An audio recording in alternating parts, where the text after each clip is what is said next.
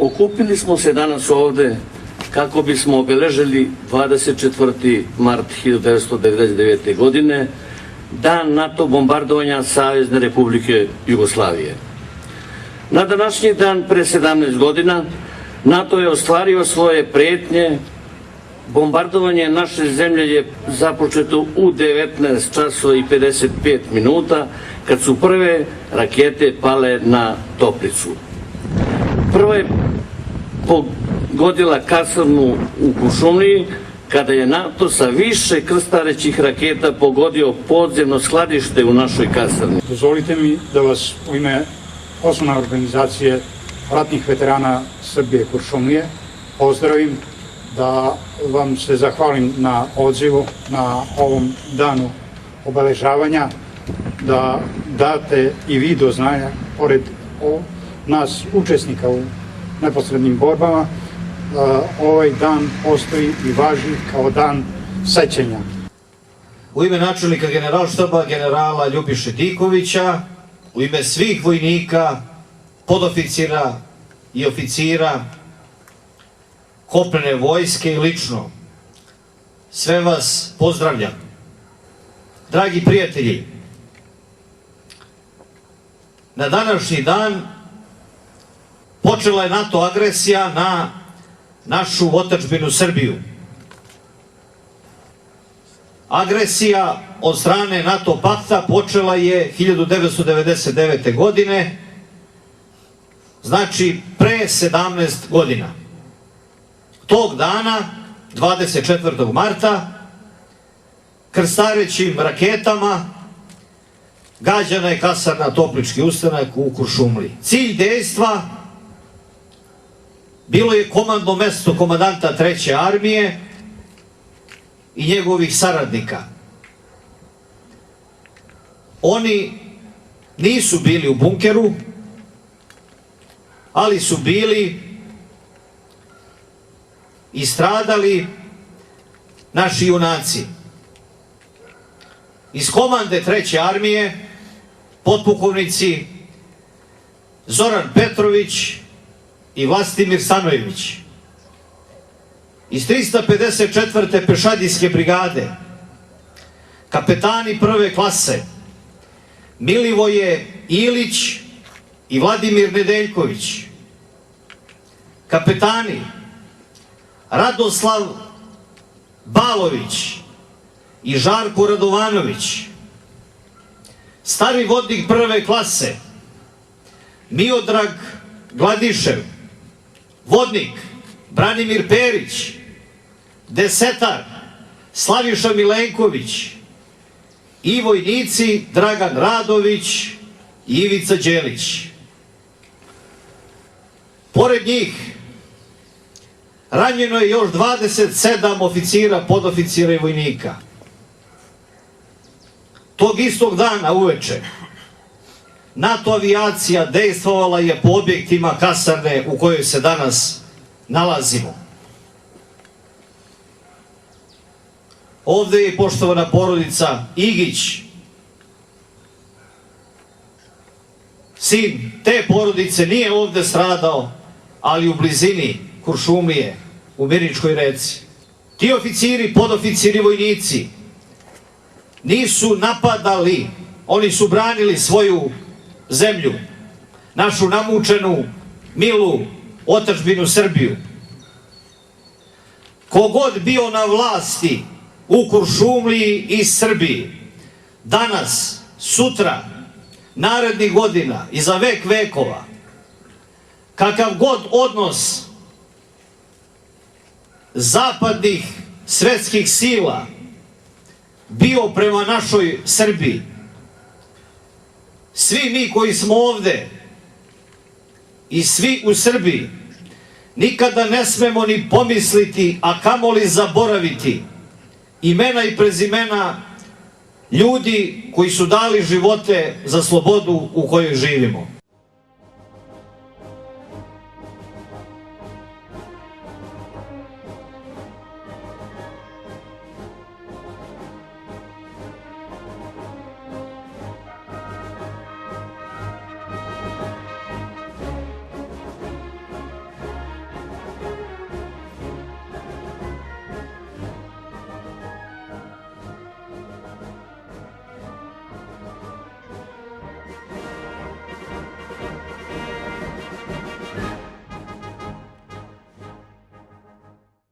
24. marta 1999. godine sam bio dežurni kasarne Toplički ustanak u Kuršumliji, znači pripadnik 354. pešadijske brigade.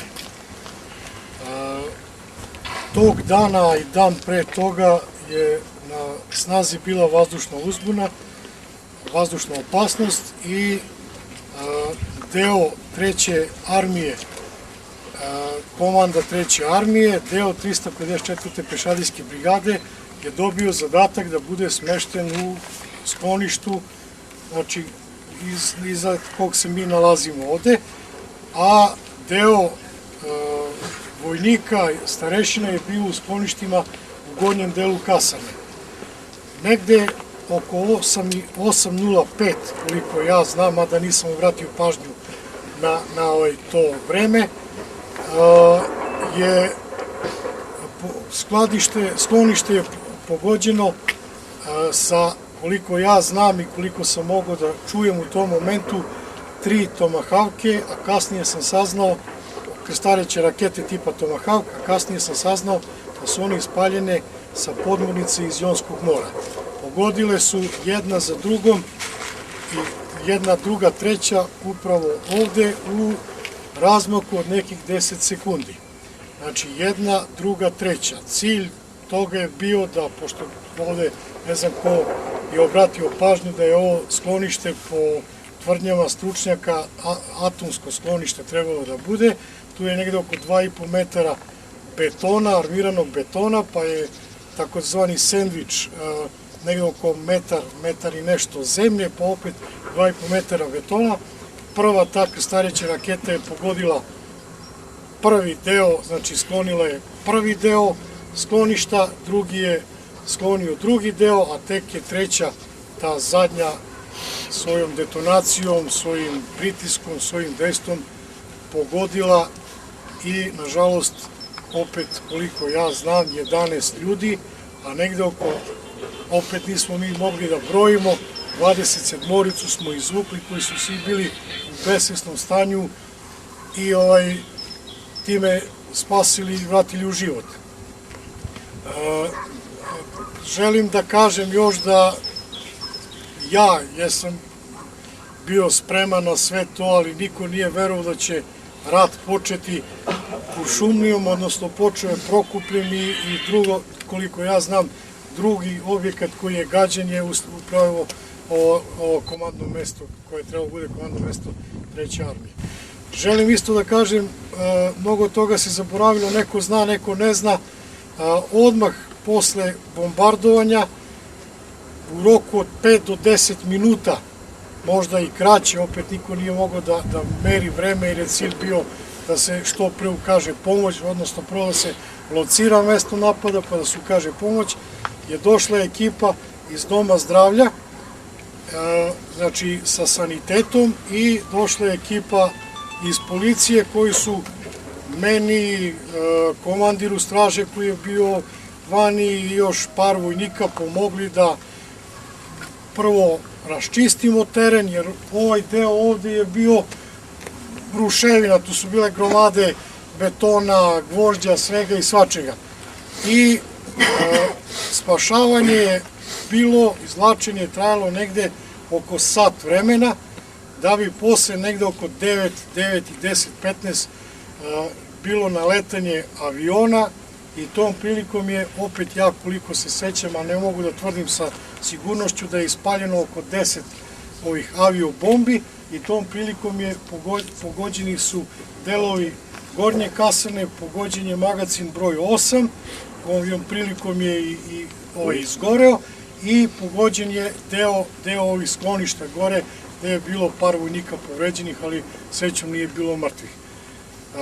Tek, znači, nakon tog bombardovanja, tek sutra dan, opet sam hteo da kažem da smo sve, da je ulaz bio ovde iz starog dela komande, da smo mogli tu jedino da uđemo i onda smo izvlačili ljude kako smo naišli, na koga smo naišli, a da je ovde ispod operativne sale nekadašnje bila srušena ploča i ta ploča nije mogla te večeri da se podigne, tek je sutra dan dizalicama mislim da je iz Prokuplja neke građevinske operative ili ne znam čega sklonjena ta ploča i onda je moglo da se dođe do preostalih ljudi koji su nažalost poginuli.